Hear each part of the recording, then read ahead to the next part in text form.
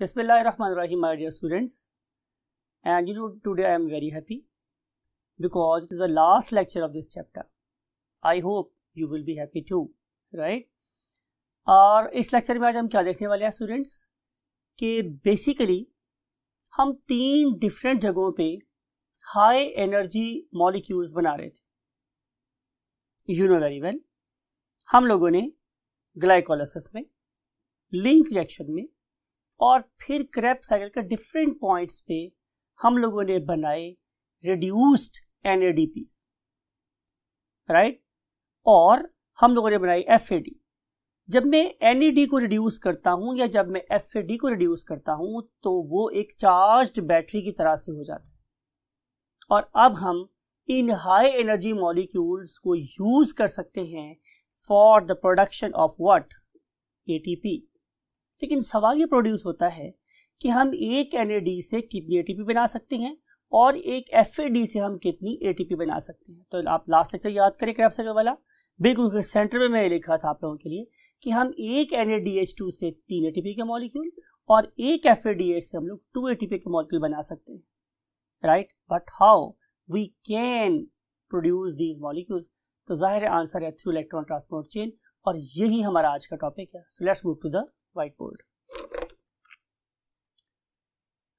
Look at this my dear students. I think आपको अंदाजा तो हो गया होगा कि हमारी फाइनल डेस्टिनेशन यही क्रेब्स साइकिल है, लेकिन इससे पहले भी हमें बहुत कुछ करना होता है.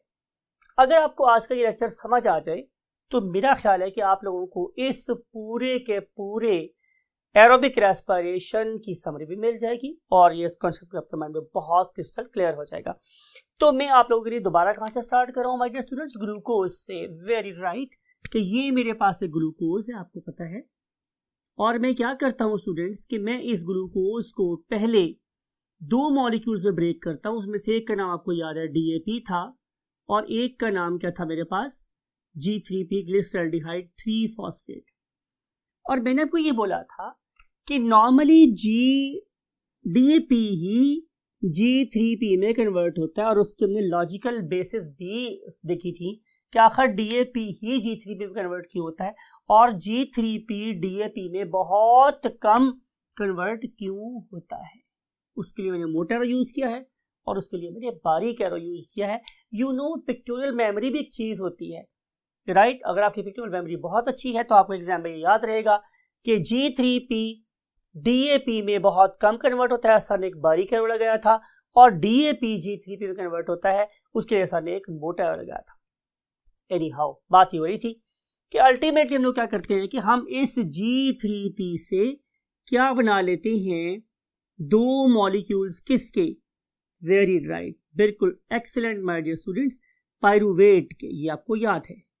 तो मैंने एक मॉलिक्यूल पाइरूवेट का यहाँ बनाया और एक मॉलिक्यूल पाइरूवेट का मैंने यहाँ बना लिया. लेकिन आप जरा बात को याद रखें, जरा याद करें, सॉरी, तो आपको याद आएगा कि इस G3P के बनने के फौरन बाद हमने यहाँ पे एक क्या की थी स्टूडेंट्स? हमने यहां से प्रोड्यूस किया था एक NADH. अगर आपको याद आया, मैंने ये बात आपसे इसलिए की है क्योंकि ये बड़ी इंपॉर्टेंट बात है. इसी में दोबारा रिवाइज कर रहा हूं कि मेरे बच्चों को किसी पॉइंट पे प्रॉब्लम ना हो.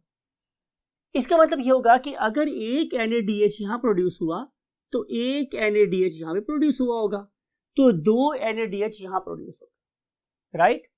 अब चलते हैं आगे.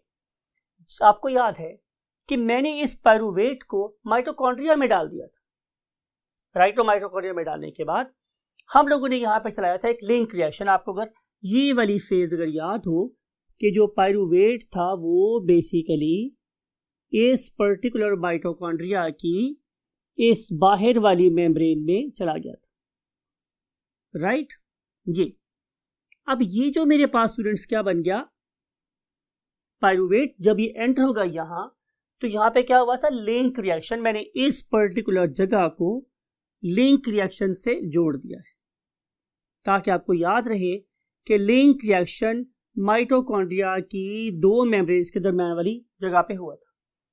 और आपको ये वाली बात भी याद है कि इस केस में हम लोगों ने यहाँ पे 2 काम किए थे. एक तो ये कि मैंने यहाँ से CO2 बाहर निकाल दी थी, जिसकी वजह से 3 carbon pyruvate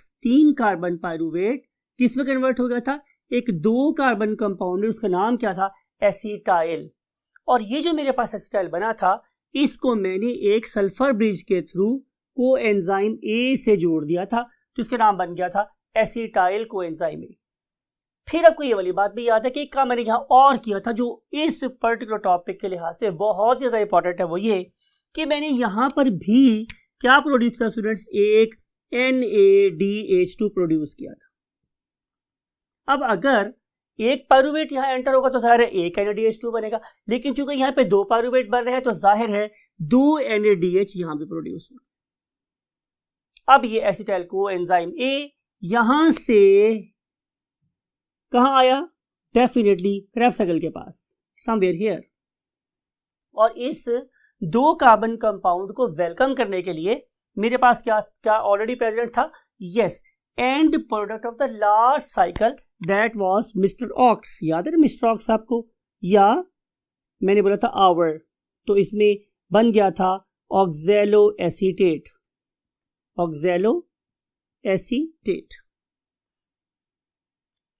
I think my dear students कि ये बहुत क्लोज लिख दिया है मैंने, तो आप लोगों के लिए मैं थोड़ा सा खुला के लिखता हूं ताकि आपको प्रॉब्लम ना हो, राइट। तो हम लिख रहे हैं व्हाट, ऑक्सैलो एसीटेट, ये एक 4 कार्बन कंपाउंड। मैं आपसे अब मजीद बात नहीं करूंगा डिटेल के साथ, बस आपको ये बताऊंगा कि उसके बाद यहाँ पे एसिटाइल कोएंजाइम है और यहाँ बन गया था व्हाट, सिट्रेट। क्या बन गया था, सिट्रेट। और फिर सिट्रेट कन्वर्ट हुआ था इसमें आइसोसिट्रेट में,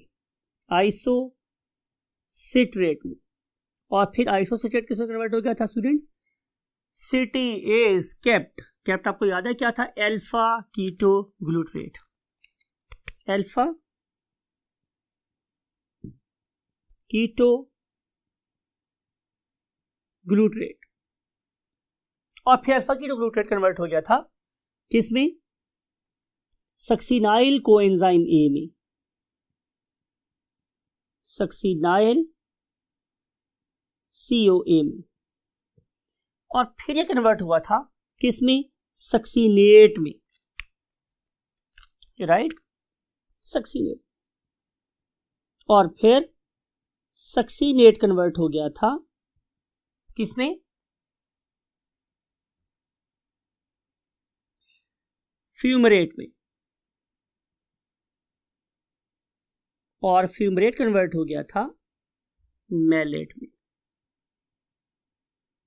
राइट। तो मैं फिर आपको ये रिपीट कर रहा हूं, mister Ox, all city is kept safe and secure from मज्ज, और you can say our all city is kept safe and safe from monsters, whatever you want to learn। ये बात मैंने आपसे दोबारा क्यों डिस्क्राइब की, क्योंकि मैं आपको ये दोबारा से याद करवाऊं कि बेसिकली हम NAD और FAD दोबारा कहाँ प्रोड्यूस कर रहे हैं। तो आपको याद है स्टूडेंट्स कि यहाँ पे मैंने क्या किया था, स्टार लगाया था और इसके साथ मैंने नाम लिखा था ऑक्सीडेटिव डीकार्बोक्सिलेशन, और उसके रिजल्ट में यहाँ प्रोड्यूस हो गया था NaDH2। इट इज इंपॉर्टेंट, तो इसलिए मैं इसके बाहर एक एनर्जी रिच मॉलिक्यूल शो करने के लिए क्या कर रहा हूं, एक स्टार सबना बर्निंग। सेम NaDH2 कहां प्रोड्यूस हो रहा है, यहां, तो इसको भी मैं क्या कर रहा हूं, हाई एनर्जी मॉलिक्यूल पर शो कर रहा हूं। डेफिनेटली मुझे यहां भी सिर्फ यहां लगाना चाहिए था, चलिए इसको मॉडिफाई कर ही लेते हैं स्टूडेंट्स, बिकॉज NAD की डेफिनेट एनर्जी लेवल कम होता है, तो मुझे उससे गेट इसको नहीं लगाना चाहिए था, no problem at all. Hence आप भी कॉन्सेप्ट इंप्रूव कर सकते हैं और अपनी एरर्स को ठीक कर सकते हैं। तो बन गया मेरे पास NaDH2। फिर आपको ये वाली बात भी याद है स्टूडेंट्स कि जब मैंने यहाँ से इसको मूव किया तो मैंने यहाँ पे क्या बनाया था, GTP, और GTP फिर किस में कन्वर्ट हो गया था, यस यू राइट, वो कन्वर्ट हो गया था ATP में, राइट। इसके अलावा आपको ये वाली बात भी याद है कि यहां हम लोगों ने प्रोड्यूस किया था व्हाट, FADH2। कहां से, FAD से, तो ये भी मेरे पास क्या हुआ, एक हाई एनर्जी मॉलिक्यूल बन गया। फिर उसके बाद हमने यहाँ पे की थी हाइड्रेशन, H2O ऐड किया था, और उसके बाद लास्टली हम लोगों ने यहाँ भी NAD को NADH2 में कन्वर्ट कर दिया था, राइट। अब आपने बातों को जरा गौर से सुनना है। मैं चाहता हूं कि मैं अपने स्टूडेंट्स को एक और टिप दूं ये चीज याद करने के लिए। पहले ये है कि आप लोगों को स्टेप के नंबर में आपको याद करने हैं कि ये था स्टेप नंबर 1, ये था स्टेप नंबर 1, ये था स्टेप नंबर 2, ये था स्टेप नंबर 3, ये था स्टेप नंबर 4, ये था स्टेप नंबर 5, ये था स्टेप नंबर 6, 7 और 8। तो टोटल 8 रिएक्शंस आर देयर। अब आपने करना क्या है हमारे डियर स्टूडेंट्स, कि आपने याद रखना है कि 3 नंबर, 4 नंबर और 8 नंबर में क्या है, हमारी नादिया साहिबा बैठी हुई है, समझ लें। यहाँ भी नादिया साहिबा हैं, यहाँ भी नादिया साहिबा हैं, ठीक है, स्टेप नंबर 3, 4 में, और स्टेप नंबर 8 में भी नादिया साहिबा हैं। फिर इनकी एक बहन है, उनका नाम है फादिया, और जो फादिया साहिबा हैं वो स्टेप नंबर 6 में है। अब मैंने याद इसलिए करवाया, ऐसे करवाया, वैसे आप चाहता हूँ कि वैसे याद करें, नादिया नादिया फादर, नहीं, नादिया नादिया नादिया नादिया गिरे फादर, कि जो चीजें आपने बाहर बाहर लिखी है वो याद करनी है। कैसे याद करनी है, नादिया नादिया गिरे फादर, पानी नादिया, यानी कि नादिया नादिया फादर गिर गए, जल्दी से पानी लाओ। तो मैं दोबारा रिपीट कर रहा हूं, नादिया नादिया गिरे फादर, पानी नादिया। इस तरीके से आपको ये पॉइंट याद रहेगा कि सिर्फ आपने स्टेप नंबर 3 से बात याद रखनी है, जो एक एक की आपके पास है स्टेप नंबर 3, तो स्टेप नंबर 3 से बात आपने याद रखनी है, नादिया नादिया गिरे फादर, पानी नादिया, राइट। इससे आपको पता चल जाएगा कि यहाँ पे किस किस पॉइंट पे NAD बन रहा है और किस किस पॉइंट पे FAD बन रहा है, राइट। अब सवाल ये है कि हमने ये अंडरस्टैंड कर लिया कि NAD कहाँ रिड्यूस हुआ और FAD कहाँ रिड्यूस हुआ, और कहाँ कहाँ NADH2 प्रोड्यूस हुआ और कहाँ कहाँ FAD प्रोड्यूस हुआ। ये सारा कुछ प्रोड्यूस करने के बाद जो अगला स्टेप है वो बड़ा इंपॉर्टेंट है कि आखिर हम इस नादिया और फादिया के अंदर जो एनर्जी स्टोर्ड है उसे हम कैसे निकालते हैं, राइट। तो इसके लिए मूव करते हैं नेक्स्ट हाफ की तरफ। Look at this my dear students. Yes, आपको याद है कि हमने यहां डिस्कस किया था व्हाट, माइटोकॉन्ड्रिया। अब इस माइटोकॉन्ड्रिया की जो इनर मेम्ब्रेन है, ये वाली मेम्ब्रेन, ये वाली, इसका नाम क्या था बोला, इनर माइटोकॉन्ड्रियल मेम्ब्रेन, राइट। और इसके अंदरूनी लूमन में क्या हुआ था, चला था क्रेब्स साइकिल, और क्रेब्स साइकिल ने हमें क्या किया, बना के दिया, जाहिर है NAD बना के दिया, NADH2 सॉरी, और फिर बना के दिया FADH2, 2 चीजें बनाकर दी। अब इन 2 चीजों के बनने के बाद जो काम होना था वो ये कि हम इसे डाल देंगे किसमें, इलेक्ट्रॉन ट्रांसपोर्ट चेन में। सवाल ये है कि इलेक्ट्रॉन ट्रांसपोर्ट चेन कहाँ ऑपरेट होती है, तो answer is on inner mitochondrial membrane, on inner mitochondrial membrane, इसमें ऑपरेट होगी। अब इसके ऊपर अगर आप देखें, आप इसको फर्दर जूम इन करके, तो आपको पता चलेगा कि इसके ऊपर क्या प्रेजेंट है स्टूडेंट्स, F0 पार्टिकल्स। इन्हें हम लोग पहले F0 पार्टिकल्स कहते थे। जब फर्दर रिसर्च जो पता चला कि ये जो F0 पार्टिकल्स है, जो लॉलीपॉप लाइक स्ट्रक्चर्स है, बेसिकली वो तो क्या है, एंजाइम्स हैं। और ये वाले जो एंजाइम्स हैं वो क्या करते हैं, वो ATP बनाते हैं। जब वो ATP बनाते हैं तो जाहिर है मैं उस पर्टिकुलर मॉलिक्यूल को जो ATP बना रहा है क्या बोलूंगा, ATP सिंथेज, या मैं उसे बोलूंगा ATP सिंथेटेज, ठीक है, सिंथेटेज। अब ये जो ATP सिंथेटेज है ये बेसिकली NADH2 को और FADH2 को यूज करता है to carry out the process of what, ATP synthesis. अब मैं आप लोगों के लिए ग्राफ ड्रॉ कर रहा हूं. Look at this.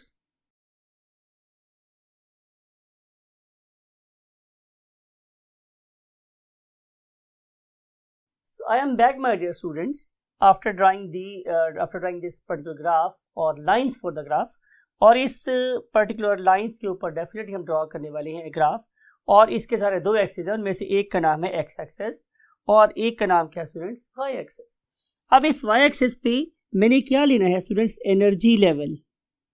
Energy describe करनी है मैंने मॉलिक्यूल्स की.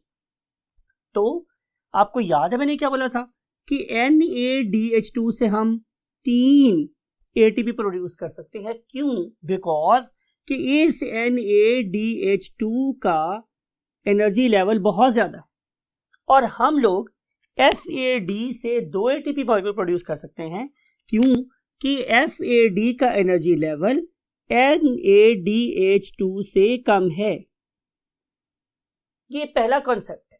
चूंकि NaDH2 एनर्जी लेवल में ज्यादा है तो हम उससे 3 ATP बना सकते हैं, और चूंकि FADH2 का एनर्जी लेवल कम है तो ज़ाहिर हम उससे क्या बनाएंगे, 2 ATP मॉलिक्यूल्स. तो लिख देते हैं यहाँ पे आप लोगों के लिए कि it will give me 3 ATP molecules.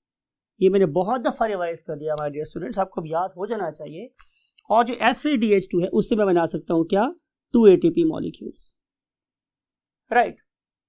अब NaDH2 जो मेरे पास है ये क्या करेगा, ये सबसे पहले अपने इस NaDH2 में जो हाइड्रोजन है उससे सेपरेट करेगा इनटू 2 प्रोटॉन्स और 2 electrons. Electron transport chain basically है क्या, ये series of electron acceptors and donors.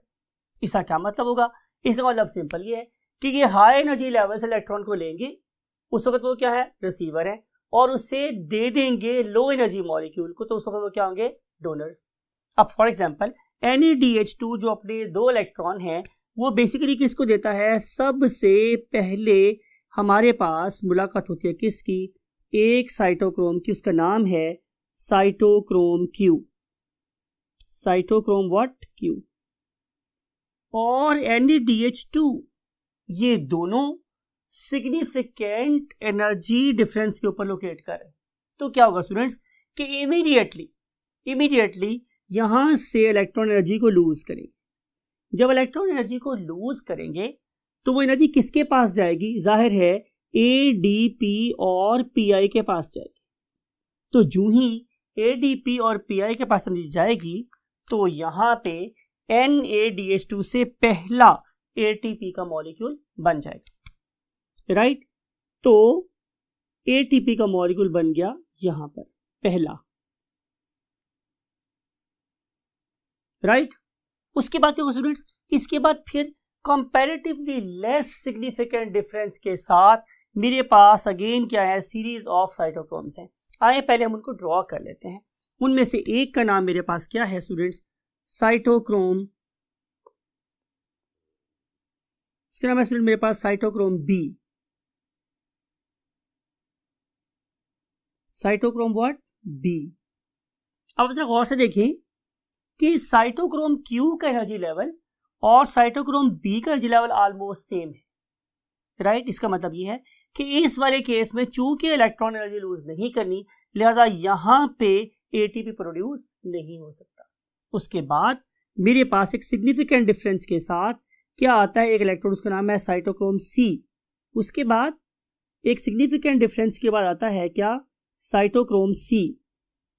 उसमें लिखते क्या है, साइटोक्रोम C. अब ये इसमें काफी ज्यादा सिग्निफिकेंट एनर्जी डिफरेंस है.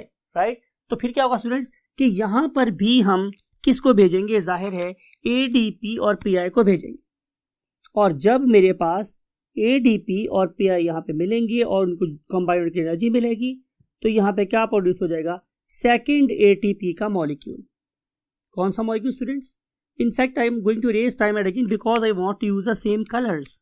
तो यहाँ पे क्या प्रोड्यूस होगा, व्हाट, ATP. तो ये मेरे पास दूसरा ATP का मॉलिक्यूल आएगा. फिर उसके बाद मेरे पास आता है साइटोक्रोम A.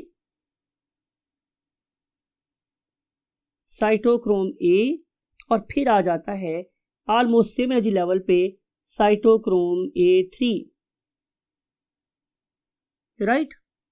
चूंकि इन दोनों इनमें भी ज्यादा एनर्जी का डिफरेंस नहीं है तो यहाँ पे भी एटीपी सिंथेसिस नहीं होती, लेकिन जब साइटोक्रोम A3 में से इलेक्ट्रॉन बाहर आते हैं तो फिर वो इलेक्ट्रॉन सीधे किसके पास आ जाते हैं स्टूडेंट्स? हाइड्रोजन के पास, राइट।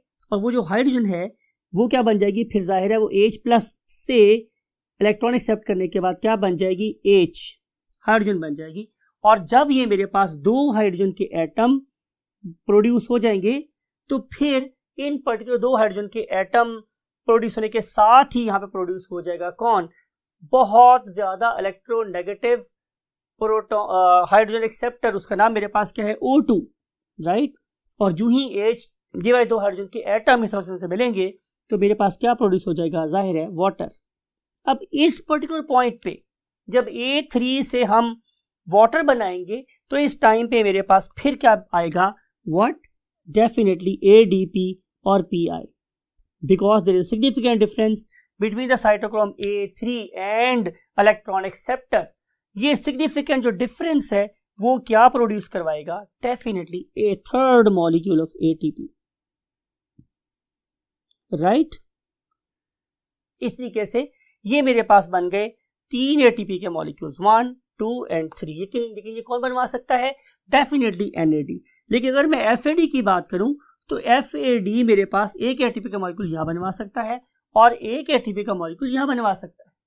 दैट्स वाई हमने लिखा था कि एक NADH2 की वैल्यू 3 ATP के बराबर और एक FADH2 की वैल्यू 2 ATP के मॉलिक्यूल्स के बराबर होती है, राइट माय डियर स्टूडेंट्स।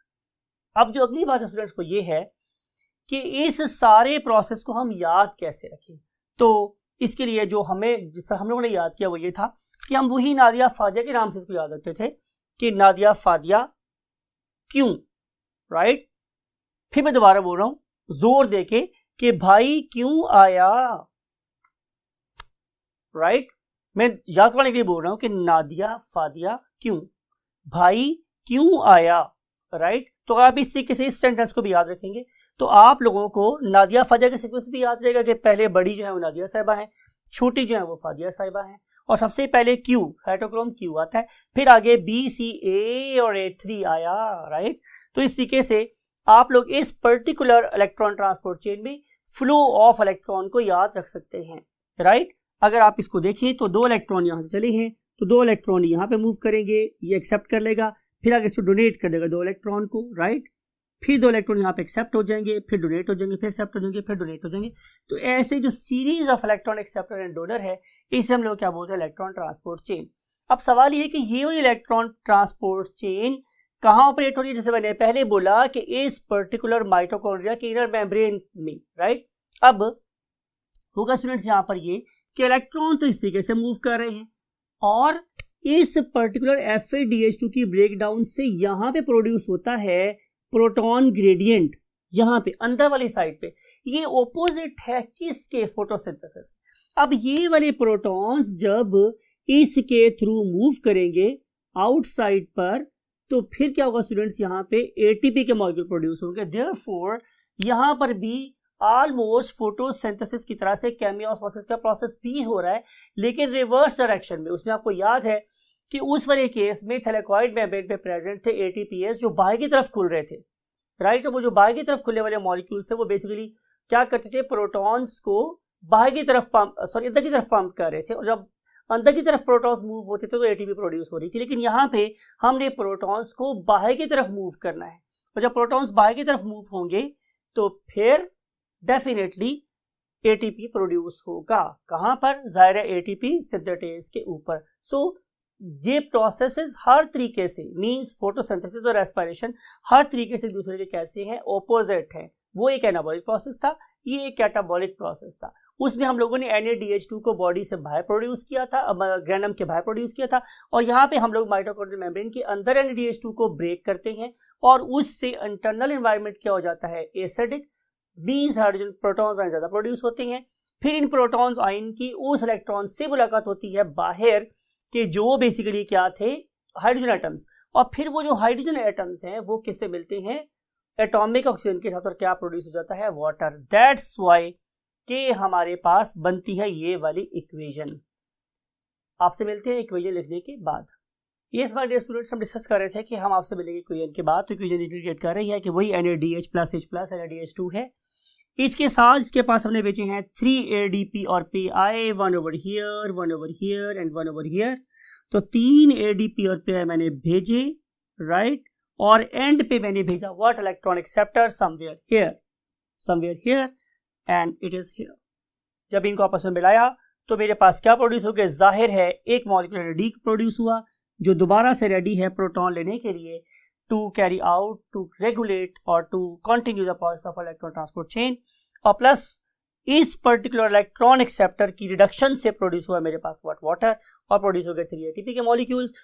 अगर मैं इसी इक्वेशन को लिखना चाहूँ फॉर FAD तो क्या होगा students? FAD H2 will combine with 2 ADP and PI molecules, and eventually I will have to provide half O2, and I will have simply FAD plus water molecules and plus 2 ATP molecules। तो ये है total kinetics, right. ये थी students हमारे पास आज के lecture की आखिरी बात कि किस तरीके से हमारा NaDH2 और हमारा FADH2 प्रोड्यूस करवा सकता है 3 molecules of ATP and 2 molecules of what ATP respectively। So I hope कि आप लोगों को सारी बातें पता चल गई होंगी। नंबर 1 कि बेसिकली इलेक्ट्रॉन ट्रांसपोर्ट चेन है क्या चीज़। नंबर 2 हमारे पूरे के पूरे ग्लूकोज ब्रेकडाउन में NaDH प्लस H प्लस कहाँ का प्रोड्यूस होता है, FADH2 कहाँ का प्रोड्यूस होता है, GTP कहाँ प्रोड्यूस होता है। प्लस हमने ये वाली बात भी देखी कि हम किस तरीके से NaDH2 को ब्रेक करते हैं, उससे हम लोग बनाते हैं प्रोटॉन्स, हाइड्रोजन आयंस, और वो वाले हाइड्रोजन आयंस कैसे ATP सिंथेसिस में से पास होते हैं और उससे बनाते हैं क्या? डेफिनेटली ATP, बिकॉज कि जब भी हाइड्रोजन आयन उस ATP सिंथेसिस में से पास होते हैं तो वो वाला मॉलिक्यूल रोटेट करता है। एनिमेशन देखिए आप लोग, रोटेट करता है और रोटेट होने के बाद ADP और PI को आपस में जैम अप करके मिला के क्या बना देता है? ATP, right. तो इस तरीके से ये हमारा ATP प्रोड्यूस हो गया। और फिर ये जो हमारे पास हाइड्रोजन आयंस है ये किससे मिलते हैं? इलेक्ट्रॉन्स, और बन जाता है हाइड्रोजन एटम। और जो हाइड्रोजन एटम बन जाते हैं तो क्या प्रेजेंट होता है? हाइड्रोजन का एक्सेप्टर, एक electronegative atom that is called as oxygen, और उसके मिलने से क्या बन जाता है? Water, right. तो CO2 कैसे प्रोड्यूस हुआ, वाटर कैसे प्रोड्यूस हुआ हमारे इस पूरे ग्लूकोज में? Now you know each and every step. आपने अपनी बुक के आखिरी पेज के ऊपर एक छोटी सी डायग्राम बनी हुई है।